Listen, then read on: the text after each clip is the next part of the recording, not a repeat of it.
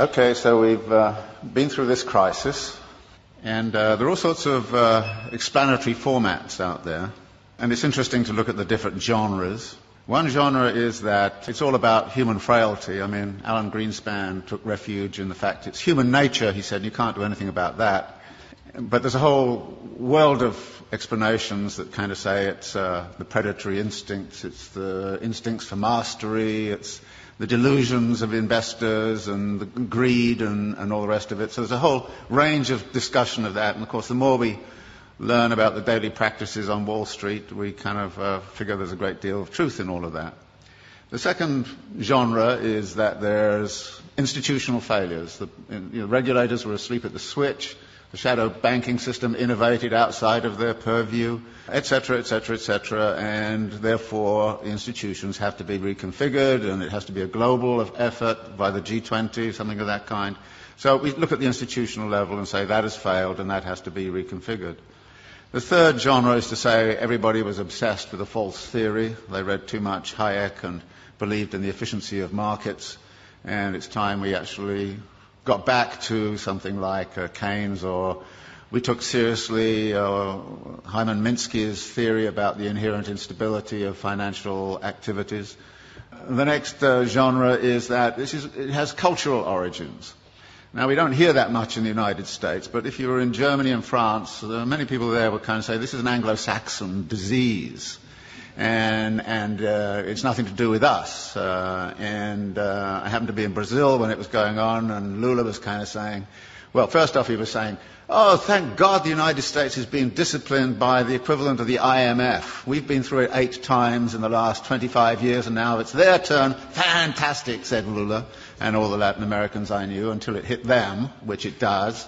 And then they kind of changed their tune a little bit. So there's a kind of a way of which it became cultural. And you can see that by the way in which this whole Greek thing is being handled. The way the German press is saying, well, it's the Greek character, it's defects in the Greek character. And there's a lot of rather nasty stuff going on around that. But actually there are some cultural features which have led into it. For instance, the US fascination with home ownership, which is supposedly a deep cultural value. So 68% of US households are homeowners. It's only 22% in Switzerland.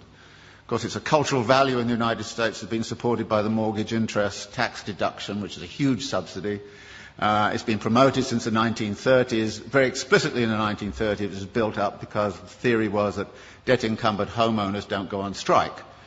And then there's a kind of notion that there's a failure of policy, and that policy has actually intervened. And there's a funny kind of alliance emerging between the Glenn Beck wing of Fox News and the World Bank, both of whom say the problem is too much regulation of the wrong sort. So there are all of these ways, and all of them have a certain truth. And skilled writers will take one or other of those perspectives and build a story and actually write a very plausible kind of story about this. And I thought to myself, well, what kind of plausible story can I write which is none of the above? Which is one of the things I always think to myself. And it's not hard to do, particularly if you're coming from a Marxist perspective, because, there aren't many people who try to do this analysis from a Marxist perspective. And I was really clued into this by this thing that happened at the London School of Economics about a year and a half ago, when Her Majesty the Queen asked the economists, how come you guys didn't see this thing coming? I mean, she didn't say it exactly that way, but, it's just the sentiment. And they got very upset, and then she actually called the governor of the Bank of England and said, how come you didn't see it coming? And then the British Academy put forward got all together, all of these economists, and they came up with this fabulous letter to Her Majesty. And it was it was absolutely astonishing. It said, well, many dedicated people, intelligent, smart, spent their lives working on aspects of this thing very, very seriously, but the one thing we missed was systemic risk. And you say, what? And then it went on to talk about a politics of denial and all the rest of it. So I thought, well, systemic risk, I can translate it into the Marxian thing. You're talking about the internal contradictions of capital accumulation. And maybe I should write a thing about the internal contradictions of capital accumulation and try to figure out the role of crises in the whole history of capitalism and what's specific and special about the crisis this time around. And there were 2 ways in which I thought I would do that. One was to sort of look at what's happened since 1970s to now. And the thesis there is that in many ways the form of this current crisis is dictated very much by the way we came out of the last one.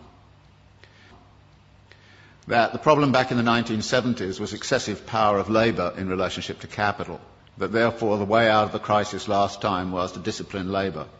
And we know how that was done. It was done by offshoring, it was done by, Thatcher and Reagan, and it was done by neoliberal doctrine, it was done all kinds of different ways.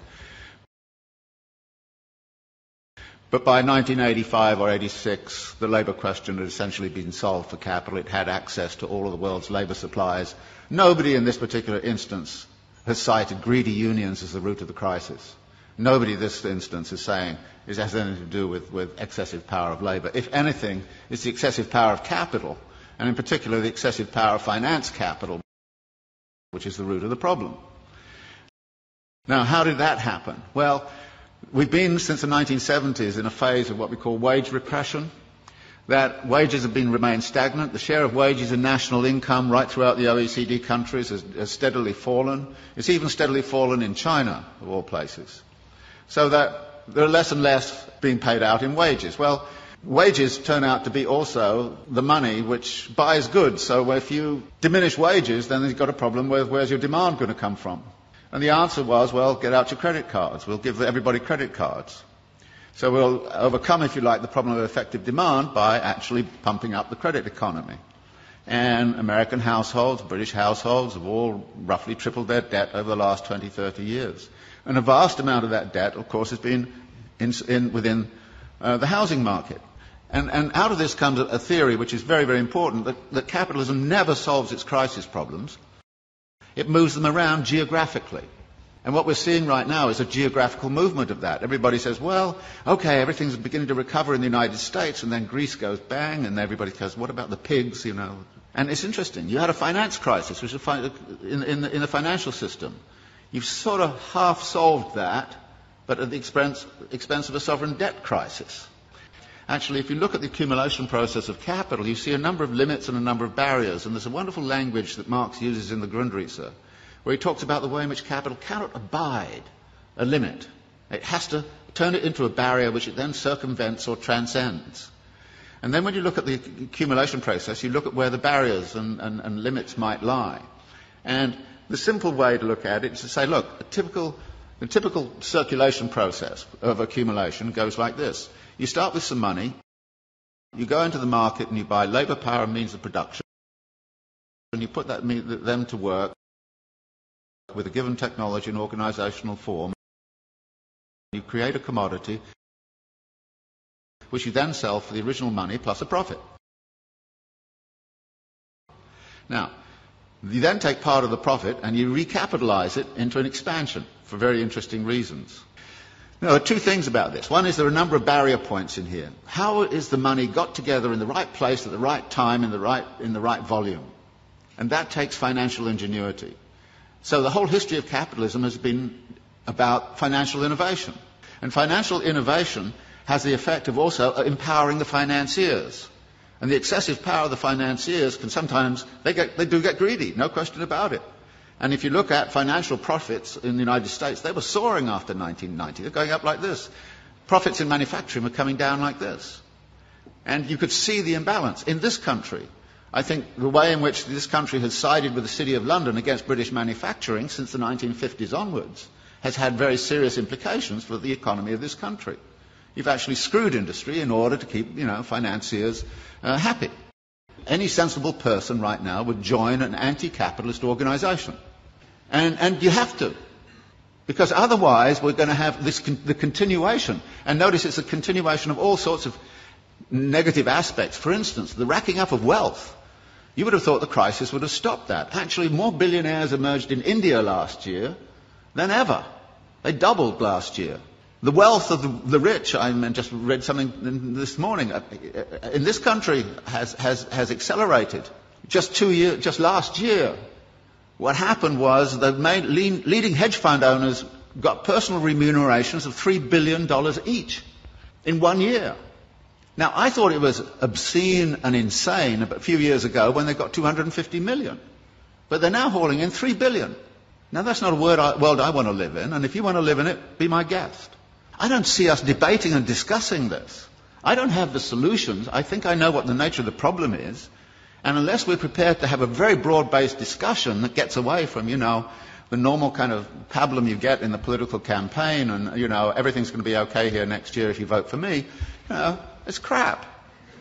You should know it's crap, and say it is.